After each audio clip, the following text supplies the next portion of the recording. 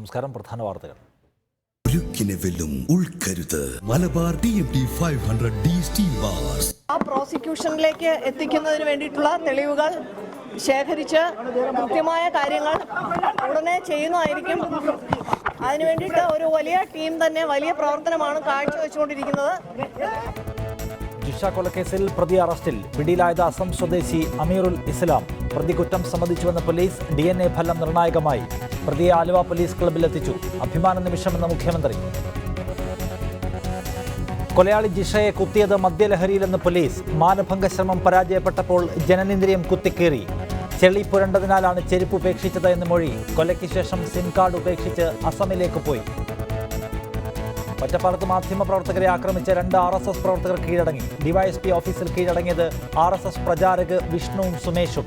ഇടതു സർക്കാരിന് കീഴിൽ മാധ്യമപ്രവർത്തനവും അപകടത്തിലെന്ന് സുധീരൻ. ഹരിപ്പാട് മെഡിക്കൽ കോളേജ് പദ്ധതിയിൽ പൊതുമരാമത്ത് വിജിലൻസിന്റെ റിപ്പോർട്ട് തള്ളി മന്ത്രി.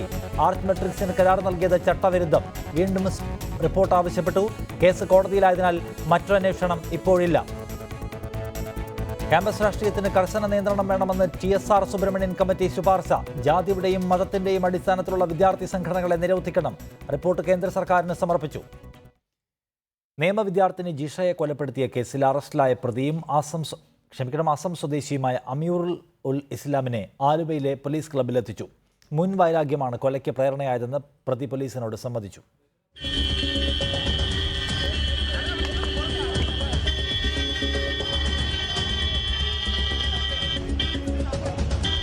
മുൻവൈരാഗ്യം മൂലമാണ് ജിഷയെ കൊലപ്പെടുത്തിയതെന്ന് അമീനുൽ ഇസ്ലാം പോലീസിനോട് പറഞ്ഞു. നിർമ്മാണ തൊഴിലാളിയായിരുന്നു അമീൻ. ജിഷയുടെ വീടിന് സമീപത്തെ കുളിക്കടവിൽ സ്ത്രീകൾ കുളിക്കാൻ ചെന്നപ്പോൾ അമീനും അവിടെയെത്തി. എന്നാൽ സ്ത്രീകൾ അമീനെ ആട്ടിപ്പായിച്ചു. ഇതിനിടെ ഒരു സ്ത്രീ അമീനെ അടിച്ചു. ഇത് കണ്ട് ജിഷ ചിരിച്ചു. ഇതാണ് ജിഷയോട് വൈരാഗ്യമുണ്ടാവാൻ കാരണമായത്. കൃത്യം നടന്ന ദിവസം രാവിലെ ജിഷയുടെ വീട്ടിൽ അമീൻ ചെന്നിരുന്നു. തുടർന്ന് ജിഷയുമായി വാക്കുതർക്കമുണ്ടായി. പിന്നീട് അവിടെ നിന്ന് പോയ അമീൻ വൈകിട്ട് 4 മണിയോടെ വീണ്ടും ജിഷയുടെ വീട്ടിലെത്തി. ജിഷയുമായി വാക്കുതർക്കത്തിൽ ഏർപ്പെട്ടു. അപ്പോൾ അമീൻ മദ്യപിച്ചിരുന്നു. വഴക്കിനിടെ ജിഷയെ കടന്നുപിടിക്കാൻ അമീൻ ശ്രമിച്ചു. അപ്പോൾ ജിഷ ചെരുപ്പൂരി അമീനെ അടിച്ചു. ക്ഷുഭിതനായ അമീൻ ജിഷയെ മർദ്ദിക്കുകയും കത്തികൊണ്ട് ശരീരത്തിൽ മുറിവുണ്ടാക്കുകയും ചെയ്തു. തുടർന്ന് ജിഷയെ പീഡിപ്പിക്കാൻ ശ്രമിച്ചു. എന്നാൽ ജിഷ ചെറുത്തതോടെ മാനഭംഗ ശ്രമം ഉപേക്ഷിച്ചു. പീഡിപ്പിക്കാൻ ശ്രമിക്കുന്നതിനിടെ ജിഷ അമീനെ കടിച്ചു. അമീൻ തിരിച്ചും കടിച്ചിരുന്നു. അങ്ങനെയാണ് ജിഷയുടെ വസ്ത്രങ്ങളിൽ അമീന്റെ ഉമിനീര് കലർന്നത്. കൊലപാതകത്തിന് ശേഷം ജിഷയുടെ വീടിന് സമീപത്തെ ചതുപ്പിൽ കൂടി നടന്നുപോയി. ഇതിനിടെ കാൽ ചതുപ്പിൽ കുടുങ്ങി. കാൽ പുറത്തെടുക്കാൻ ശ്രമിക്കുന്നതിനിടെ ചെരുപ്പ് ചതുപ്പിൽ പുതഞ്ഞു. ചെരുപ്പ് തിരിച്ചെടുക്കാൻ കഴിയാതെ വന്നതോടെ ഉപേക്ഷിച്ചു. രാത്രി 8:30യോടെ ആലുവയിലെത്തി. അവിടെ നിന്നും തമിഴ്നാട്ടിലേക്കും പിന്നീട് അസമിലേക്കും കടന്നു. കൊലപാതകത്തിന് ശേഷം അമീൻ ഫോൺ ഉപയോഗിച്ചിരുന്നില്ല. പോലീസിന്റെ അന്വേഷണം തന്നിലേക്ക് എത്താതിരിക്കാൻ വേണ്ടിയായിരുന്നു പ്രതി ഇങ്ങനെ ചെയ്തത്. പെരുമ്പാവൂരുള്ള സുഹൃത്തുക്കളെ വിളിച്ച് അമീൻ കാര്യങ്ങൾ തിരക്കിയിരുന്നു. ഇത് കേന്ദ്രീകരിച്ച് നടത്തിയ അന്വേഷണമാണ് അമീനെ പിടികൂടാൻ പോലീസിനെ സഹായിച്ചത്. റിപ്പോർട്ടർ കൊച്ചി. ജിഷ വധക്കേസ് പ്രതിയുടെ അറസ്റ്റ് രേഖപ്പെടുത്തിയതായി അന്വേഷണ സംഘം മേധാവി B. സന്ധ്യ പറഞ്ഞു. വിജയകരമായ വിചാരണയാണ് ഇനി ആവശ്യമെന്നും ADGP പറഞ്ഞു. മറ്റ് വിശദാംശങ്ങൾ വെളിപ്പെടുത്താൻ പോലീസ് തയ്യാറായില്ല. ഈ പ്രതിയെ കൃത്യമായ ഒരു പ്രോസിക്യൂഷനിലേക്ക് എത്തിക്കുക എന്നുള്ളതാണ് ഇപ്പോൾ നമ്മുടെ ഉദ്ദേശം. അപ്പോൾ ആ പ്രോസിക്യൂഷനിലേക്ക് എത്തിക്കുന്നതിന് വേണ്ടിയിട്ടുള്ള തെളിവുകൾ ശേഖരിച്ച് കൃത്യമായ കാര്യങ്ങൾ ഉടനെ ചെയ്യുന്നതായിരിക്കും. ഐഡന്റിഫിക്കേഷൻ പരേഡ് ചെയ്യാനുണ്ട്. പ്രതിയെ കൃത്യമായ തെളിവെടുക്കാനുണ്ട്. റിമാൻഡ് റിപ്പോർട്ടും അതുപോലെ മെഡിക്കൽ എക്സാമിനേഷനും ഒക്കെ കഴിക്കാനുണ്ട്.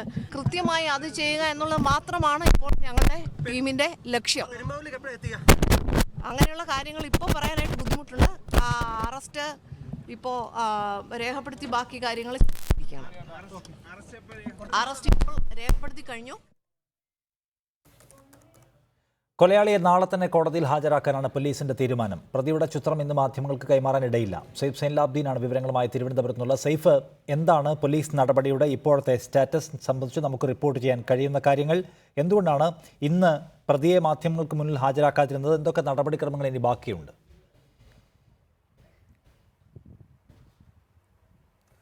ഇതുമായി ബന്ധപ്പെട്ട് കുറച്ച് നടപടിക്രമങ്ങൾ കൂടി പോലീസിന് പൂർത്തിയാക്കേണ്ടതുണ്ട്. ഇതിൽ ഏറ്റവും പ്രധാനപ്പെട്ടത് നേരത്തെ ബി സന്ധ്യ സൂചിപ്പിച്ച പോലെ തന്നെ തിരിച്ചറിയൽ പരേഡാണ്.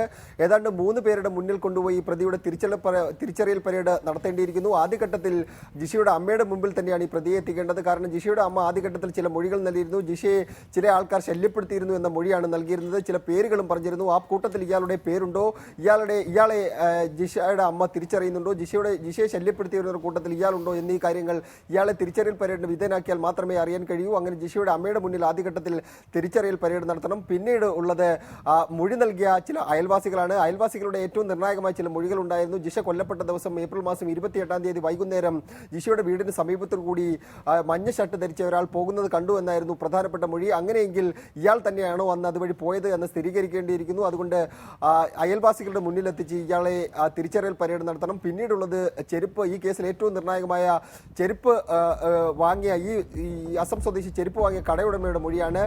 ഇയാൾ തന്നെയാണോ അവിടെ എത്തി ചെരുപ്പ് വാങ്ങിയത് എന്നൊരു സ്ഥിരീകരണം ലഭിക്കേണ്ടിയിരിക്കുന്നു. അങ്ങനെയെങ്കിൽ ഈ 3 തിരിച്ചറിയൽ പരേഡ് നടത്തണം. ഏറ്റവും പ്രധാനപ്പെട്ട ഈ കാര്യം കഴിഞ്ഞതിന് ശേഷമായിരിക്കും തെളിവെടുപ്പ് ഉൾപ്പെട്ട കാര്യങ്ങൾക്ക് പോലീസ് കടക്കേണ്ടിയിരിക്കുന്നത്. ജിഷയെ കൊലപ്പെടുത്താൻ ഉപയോഗിച്ച ആയുധം പോലീസിന് ഇതുവരെയും കണ്ടെത്താൻ കഴിഞ്ഞിട്ടില്ല.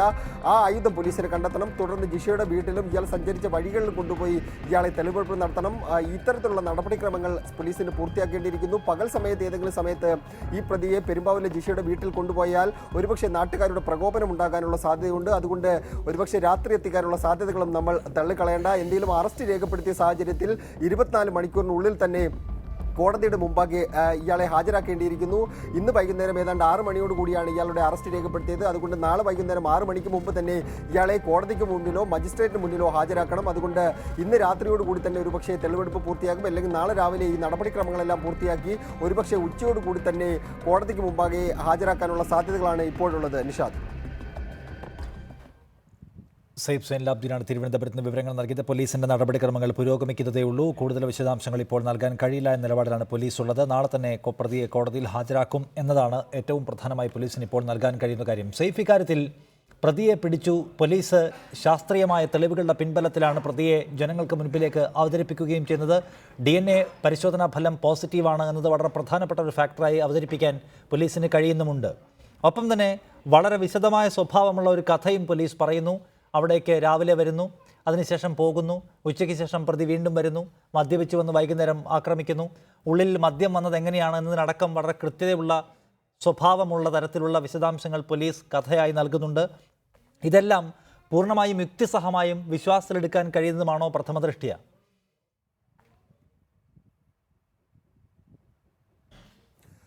നിരവധി ചോദ്യങ്ങൾ ഇതുമായി ബന്ധപ്പെട്ട് അന്വേഷണ സംഘം മറുപടി നൽകേണ്ടി വരും. പൊതുസമൂഹത്തിന് സ്വീകാര്യമാകുന്ന നിലയിലുള്ള മറുപടികൾ തന്നെ ആയിരിക്കണം അന്വേഷണ സംഘം നൽകേണ്ടിയിരിക്കുന്നത്. കാരണം ഏറ്റവും പ്രധാനപ്പെട്ട ചില ചോദ്യങ്ങൾ ഇവിടെ ഉയർന്നു വരുന്നുണ്ട്. ചില സാക്ഷിമൊഴികൾ ഇതുമായി ബന്ധപ്പെട്ട് നേരത്തെ അത്തരത്തിലുള്ള വാർത്തകൾ വന്നിരുന്നു. ഇതിൽ ഏറ്റവും പ്രധാനപ്പെട്ട സാക്ഷിമൊഴി അന്ന് വൈകുന്നേരം ജിഷ ആരോടോ ഗൗരവ സ്വഭാവത്തിൽ അല്ലെങ്കിൽ ദേഷ്യപ്പെടുന്ന രീതിയിൽ സംസാരിച്ചിരുന്നു.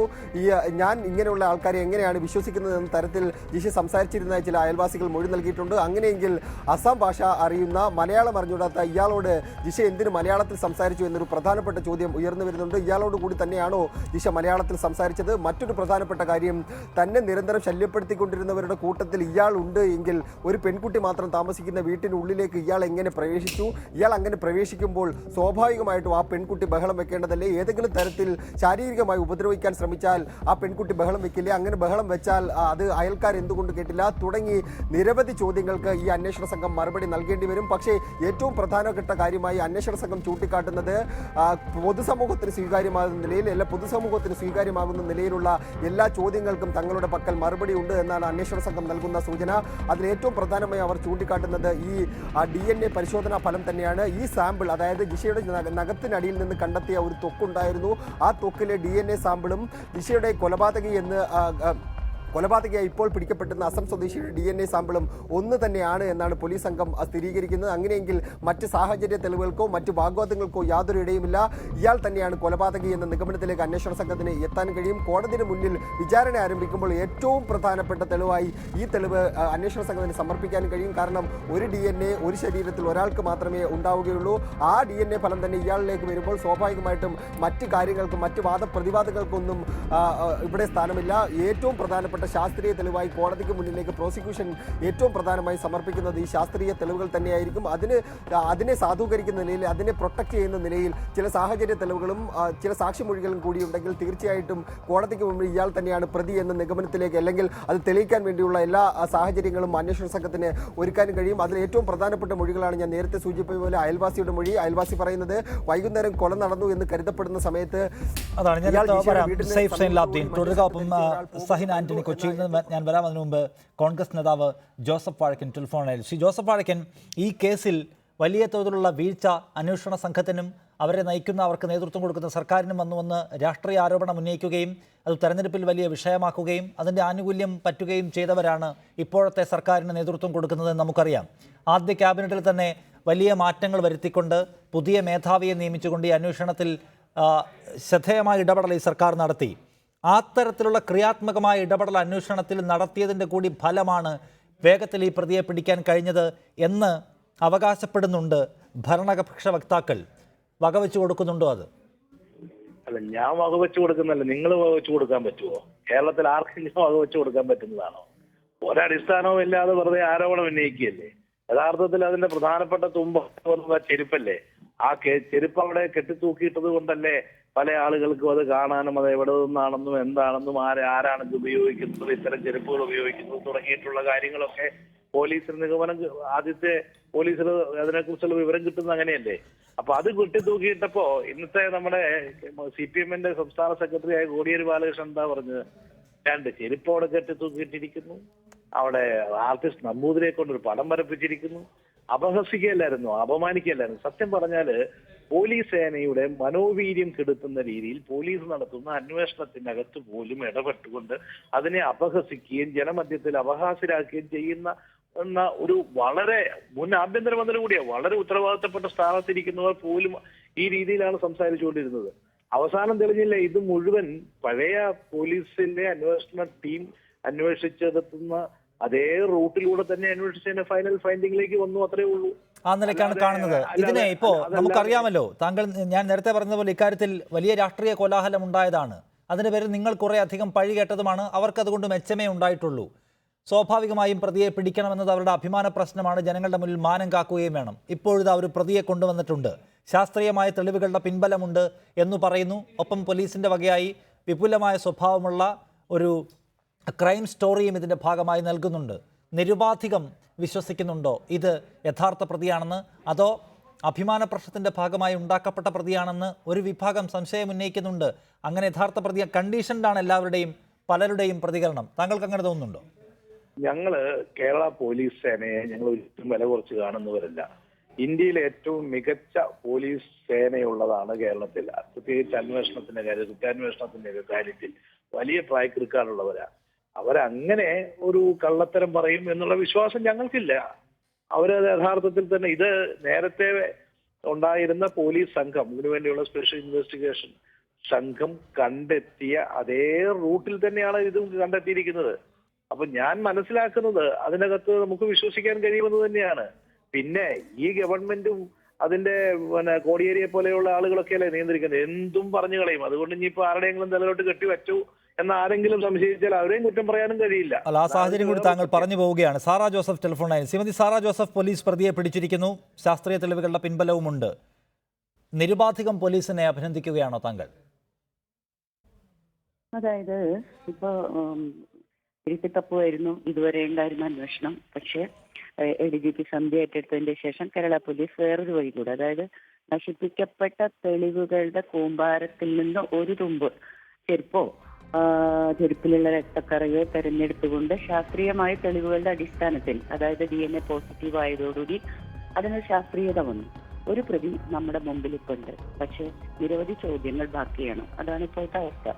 ആ ചോദ്യങ്ങളിൽ ഏറ്റവും പ്രധാനം, ഈ പ്രതിയെ സംബന്ധിച്ചിടത്തോളം ഈ മഞ്ഞഷർട്ടിട്ട് വന്ന ഈ പ്രതി ഒരു എന്താ പറയാ ലൈംഗിക വൈകൃതം കാണിക്കുന്ന ആളാണ്, മുൻ വൈരാഗ്യത്തിന്റെ പേരിലാണ് ചെയ്തത്, അതല്ലെങ്കിൽ പെട്ടെന്നുണ്ടായ പ്രകോപനമാണ്, അങ്ങനെയുള്ള കുറച്ച് കാര്യങ്ങളാണ് ഇപ്പോൾ പറഞ്ഞു കേൾക്കുന്നത്.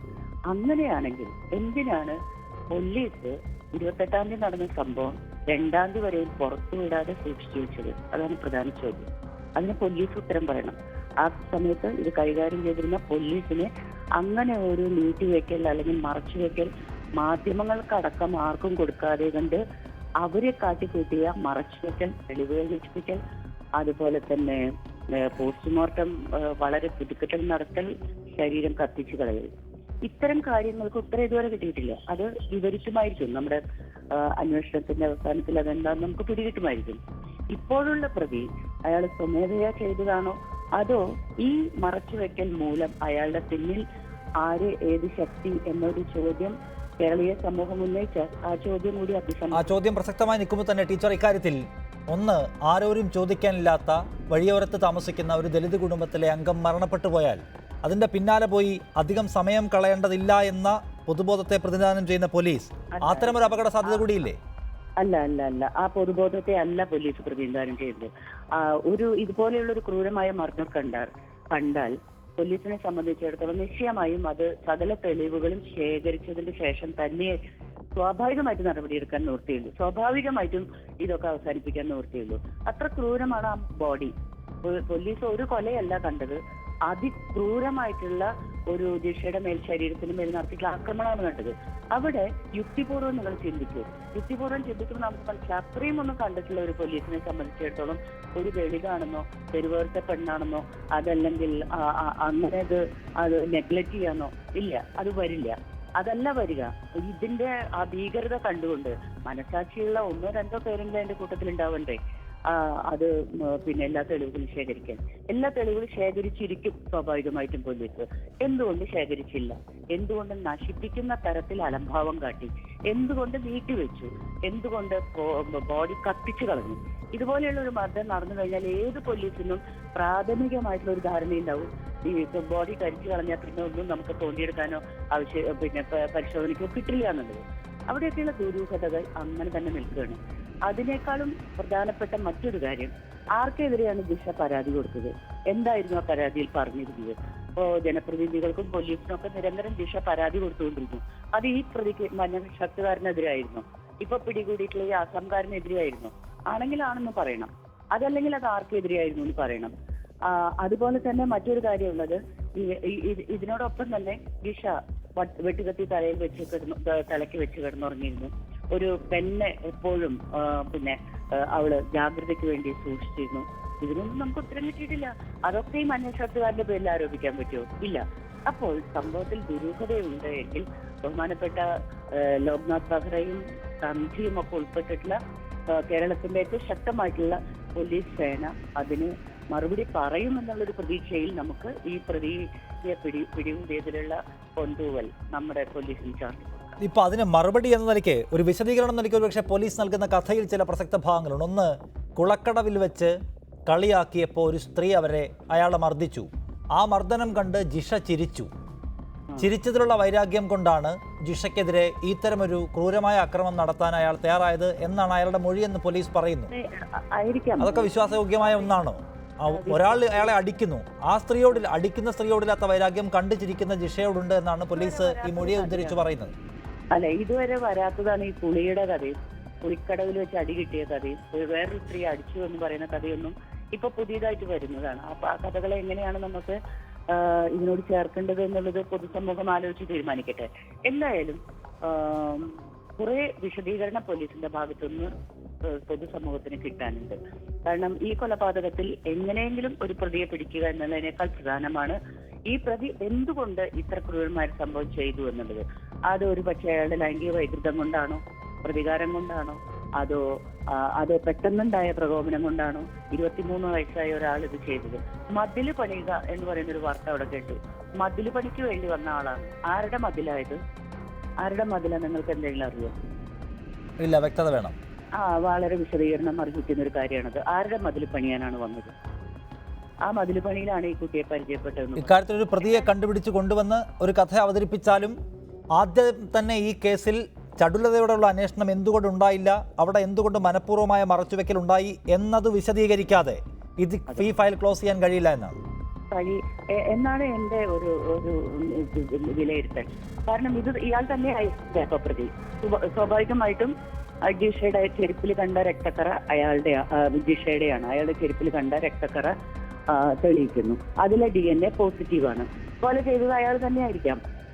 കൊലപാതകം എന്ന് പറയുന്നത് കൃത്യം ചെയ്തത് അയാളായിരിക്കാം. പക്ഷേ വിശദീകരണങ്ങൾ ധാരാളം വേണ്ടിയിരിക്കുന്ന ഒരവസ്ഥയാണ് ഇപ്പോൾ ഉള്ളത്. അതാണ് ഞാൻ പറഞ്ഞത്.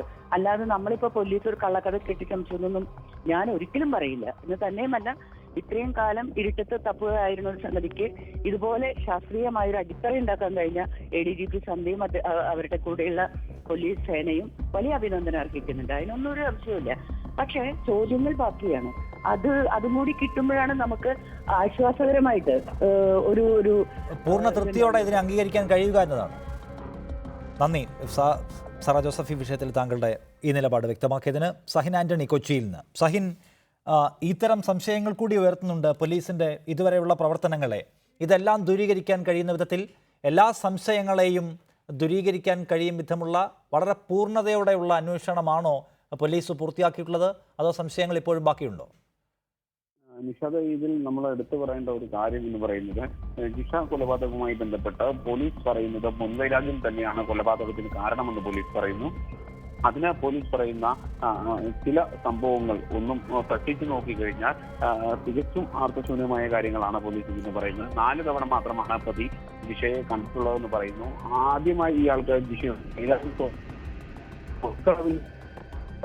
കുളിച്ചുകൊണ്ടിരിക്കുന്ന ഒരു വയസ്സായ സ്ത്രീ വന്ന ഇയാളെ തല്ലി. ഇത് കണ്ടുകൊണ്ടിരുന്ന ജിഷ ഇയാളെ കളിയാക്കി ചിരിച്ചു. ഇത് തന്നെയാണ് ഇയാൾക്ക് ജിഷയോട് വൈരാഗ്യം തോന്നാൻ കാരണം. പിന്നീട് 2 തവണ വീടിന് സമീപത്ത് വെച്ച് ജിഷയെ കണ്ടിരുന്നു. 3ാമത്തെ തവണ ജിഷയെ ഇയാൾ നോക്കിയപ്പോൾ, വീടിന് സമീപത്തുകൂടി നടന്നു പോയപ്പോൾ ജിഷയെ ഇയാൾ നോക്കി. ആ നോട്ടത്തിൽ ജിഷ ഇയാളെ ചെരുപ്പ് ഉയർത്തി കാണിച്ചു, തല്ലുമെന്ന് കാണിച്ചു. ഇതിന്റെ വൈരാഗ്യത്തിൽ അന്ന് മദ്യപിച്ച ശേഷം ഇയാൾ എത്തുകയായിരുന്നു. ഏകദേശം വൈകുന്നേരം 4 മണിയോടുകൂടി ഇയാൾ ജിഷയുടെ വീട്ടിലേക്ക് അതിക്രമിച്ച് കിടക്കുകയും വാതിൽ ചവിട്ടി അടക്കുകയും ഒപ്പം തന്നെ കയ്യിൽ കരുതിയിരുന്ന കത്തി ഉപയോഗിച്ച് ജിഷയെ തെറ്റുകയുമായിരുന്നു. തുടർന്നായിരുന്നു ജിഷയെ ബലാത്സംഗം ചെയ്യാൻ ഇയാൾ ശ്രമം നടത്തിയത്. ഈ സമയത്ത് ജിഷ നിലത്തേക്ക് വീഴുകയായിരുന്നു. അതിനുശേഷം ഇയാൾ ജിഷയുടെ പുറത്ത് കടിച്ചെന്നാണ് പോലീസ് പറയുന്നത്.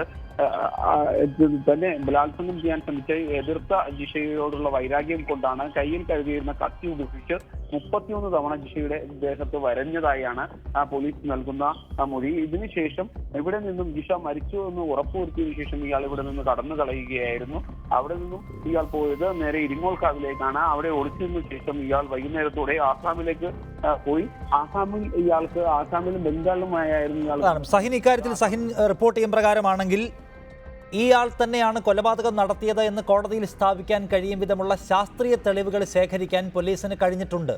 എന്താണ് ഇയാളുടെ ഉദ്ദേശം എന്നത് വിശദീകരിക്കുന്ന സമയത്ത് പോലീസ് പറയുന്ന കഥകൾ വിശ്വസിക്കാൻ കഴിയാത്തതാണ് എന്നതാണ്. അവിടെയാണ് യഥാർത്ഥ പ്രശ്നം കിടക്കുന്നത്. അതുകൊണ്ട് അവിടെ ഇനിയും ദുരൂഹത അവശേഷിക്കുന്നുണ്ട് എന്നാണ്. ദുരൂഹത അവശേഷിക്കുന്നു എന്ന് തന്നെ പറയേണ്ടി വരും. കാരണം ശാസ്ത്രീയമായ തെളിവുകളെല്ലാം ശേഖരിച്ചു എന്നാണ് പോലീസ് പറയുന്നത്. ഇത് എത്രത്തോളം ശരിയാണെന്ന് നമ്മൾക്ക് ആർക്കും സ്ഥിരീകരിക്കാൻ കഴിയില്ല. പോലീസ് പറയുന്ന പോലീസിന്റെ ഭാഷ്യം മാത്രമാണിത്.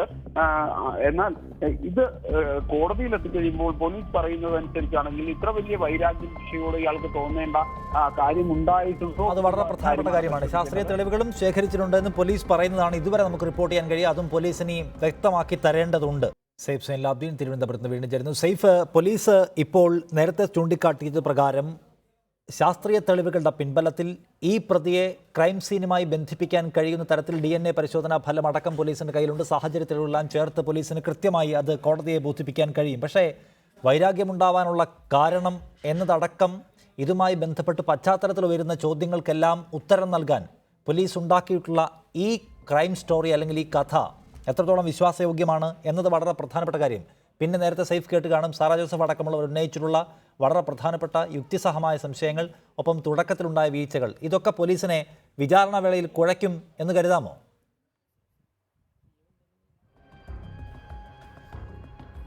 വിചാരണ വേളയിൽ ഒരുപക്ഷെ അത് ഈ പറയുന്ന കാരണങ്ങളൊന്നും കുഴയ്ക്കാനുള്ള യാതൊരു സാധ്യതയുമില്ല. നേരത്തെ ഞാൻ സൂചിപ്പിച്ച പോലെ DNA പരിശോധനാ ഫലം, ഈ ജിഷയുടെ നഖത്തിനടിയിൽ നിന്ന് കിട്ടിയ തൊക്കുണ്ട്, അതുപോലെ തന്നെ ജിഷയുടെ വീടിന്റെ കതവിൽ നിന്ന് കിട്ടിയ രക്തസാമ്പിളുണ്ട്, അതുപോലെ തന്നെ ചെരുപ്പിൽ നിന്ന് കിട്ടിയ രക്തസാമ്പിളുണ്ട്. ഈ 3 രക്തസാമ്പിളും ഇപ്പോൾ പിടിയിലായിരിക്കുന്ന അസം സ്വദേശിയുടെ രക്തസാമ്പിളും DNA പരിശോധനാ ഫലവും ഒന്നു തന്നെയാണെങ്കിൽ പ്രോസിക്യൂഷന്റെ മുന്നിലേക്ക് വരുമ്പോൾ അല്ലെങ്കിൽ കോടതിയുടെ മുന്നിലേക്ക് വരുമ്പോൾ മറ്റ് ചോദ്യങ്ങൾക്കും വിവാദങ്ങൾക്കും ഒന്നും തന്നെ പ്രസക്തി ഉണ്ടാവില്ല. കേസ് തെളിയിക്കാൻ ആവശ്യമായ ആവശ്യമായ തെളിവുകൾ ഇതിനോടകം തന്നെ ഈ സാമ്പിളുകൾ ഒന്നാണെങ്കിൽ തീർച്ചയായിട്ടും അത് മാത്രം മതിയാകും. പക്ഷേ പൊതുസമൂഹത്തിന് മുന്നിൽ ഉയർന്നു നിൽക്കുന്ന നിരവധി ചോദ്യങ്ങളുണ്ട്. ആ ചോദ്യങ്ങൾക്ക് പോലീസ് എങ്ങനെ മറുപടി പറയും, ഒരു പ്രസ് മീറ്റ് നടത്തുകയാണെങ്കിൽ അതിനെങ്ങനെ മറുപടി പറയും എന്നുള്ള ഏറ്റവും പ്രധാനപ്പെട്ട ചോദ്യം മാത്രമേ ഇവിടെ നിലനിൽക്കുന്നു. പൊതുസമൂഹത്തിന് വിശ്വസനീയമായ രീതിയിൽ പോലീസ് ഈ കാര്യങ്ങൾ എങ്ങനെ അവതരിപ്പിക്കും എന്നുള്ളതാണ്. ഞാൻ നേരത്തെ സൂചിപ്പിച്ച പോലെ പ്രധാനപ്പെട്ട 1-2 ചോദ്യങ്ങൾ. അതായത് ജിഷ മലയാളത്തിൽ വൈകുന്നേര സമയങ്ങളിൽ വലിയ രീതിയിൽ ഉറക്കെ ആരോടോ ദേഷ്യത്തിൽ സംസാരിച്ചതായി പറയുന്നുണ്ട്. അങ്ങനെയെങ്കിൽ മലയാളം അറിഞ്ഞുകൂടാത്ത ഈ അസം സ്വദേശിയോട് ജിഷ എങ്ങനെ മലയാളത്തിൽ സംസാരിക്കും, അതോ മറ്റാരോടെങ്കിലും ആണോ ജിഷ സംസാരിച്ചത് എന്ന പ്രധാനപ്പെട്ട ചോദ്യമുണ്ട്. മറ്റൊരു പ്രധാനപ്പെട്ട ചോദ്യം, ഒരു പരിചയവുമില്ലാത്ത ഒരാൾ വീടിനുള്ളിലേക്ക് പ്രവേശിക്കുമ്പോൾ ജിഷ സ്വാഭാവികമായി ബഹളം വെക്കണ്ടേ? അങ്ങനെ ഒരു ബഹളം ആരെങ്കിലും നാട്ടുകാർ കേട്ടതായി എവിടെയും പറയുന്നില്ല. അങ്ങനെ ഒരു പരിചയമില്ലാത്ത ഒരാൾക്ക് വീടിനുള്ളിലേക്ക് പ്രവേശിക്കാനുള്ള അനുമതി ജിഷ എങ്ങനെ നൽകി തുടങ്ങിയ പ്രധാനപ്പെട്ട ചില ചോദ്യങ്ങളുണ്ട്. ആ ചോദ്യങ്ങൾക്കുള്ള മറുപടി പോലീസ് എങ്ങനെ പറയും എന്നുള്ളതാണ് ഇനി നോക്കിക്കാണേണ്ടത്. പക്ഷേ നേരത്തെ സൂചിപ്പിച്ച പോലെ കോടതിയുടെ മുന്നിലേക്ക് വരുമ്പോൾ ഈ ചോദ്യങ്ങൾക്കൊന്നും, ഈ വിവാദങ്ങൾ ഉണ്ടാക്കുന്ന ഈ ചോദ്യങ്ങൾക്കൊന്നും പ്രസക്തി ഉണ്ടാകില്ല. അവിടെ ജിഷയുടെ ശരീരത്തിൽ നിന്ന് കണ്ടെത്തിയ, ജിഷയുടെ ഡ്രസ്സിൽ നിന്ന് കണ്ടെത്തിയ ഉമിനീരും അതുപോലെ തന്നെ ഈ ഇപ്പോൾ പിടിയിലായിരിക്കുന്ന ഈ വ്യക്തിയുടെ DNA സാമ്പിളും ഒന്ന് തന്നെയാണെങ്കിൽ സ്വാഭാവികമായിട്ടും ആ കേസ് തെളിയിക്കാൻ ആവശ്യമായ എല്ലാ തെളിവുകളും അതിൽ തന്നെയുണ്ട്. പിന്നെ ഇതിനെ സാധൂകരിക്കുന്ന സാഹചര്യ തെളിവുകൾ, അത് സാക്ഷിമൊഴികളായി പോലീസിന്റെ പക്കൽ ഇപ്പോഴുമുണ്ട്. അത് കോടതിയുടെ മുന്നിലേക്ക് വരുമ്പോൾ സ്വാഭാവികമായിട്ട് ഈ കേസ് തെളിയിക്കാൻ ആവശ്യമായ തെളിവുകൾ അത് മാത്രം മതിയാകും. പിന്നെ പ്രധാനപ്പെട്ട ചില കാര്യങ്ങൾ, അത് പൊതുജനത്തിന് മുന്നിലുള്ള സംശയങ്ങൾ, അതിന് പോലീസ് എങ്ങനെ മറുപടി പറയും എന്ന് മാത്രം നമ്മൾ പൊതുജനത്തിന് മുൻപിലുള്ള സംശയങ്ങളെ എങ്ങനെ പോലീസ് നേരിടുമെന്നാണ് വളരെ പ്രധാനപ്പെട്ട ചോദ്യം. എന്നാൽ ലഭ്യമായ തെളിവുകൾ കൊണ്ട് വിചാരണ വിജയകരമായി പൂർത്തിയാക്കി പോകാൻ പോലീസിന് കഴിയുമെന്നാണ് സൈഫ് സൈനുലാബ്ദീൻ തിരുവനന്തപുരത്ത് നിന്ന് റിപ്പോർട്ട് ചെയ്യുന്നത്. ഏതായാലും പോലീസ് വരും മണിക്കൂറുകളിൽ നൽകുന്ന വിവരങ്ങൾ ഏറ്റവും പ്രസക്തമാണ്. അതിനുവേണ്ടി കാത്തിരിക്കാം. ഈ ബുള്ളറ്റിൻ അവസാനിക്കുകയാണ്. നമസ്കാരം.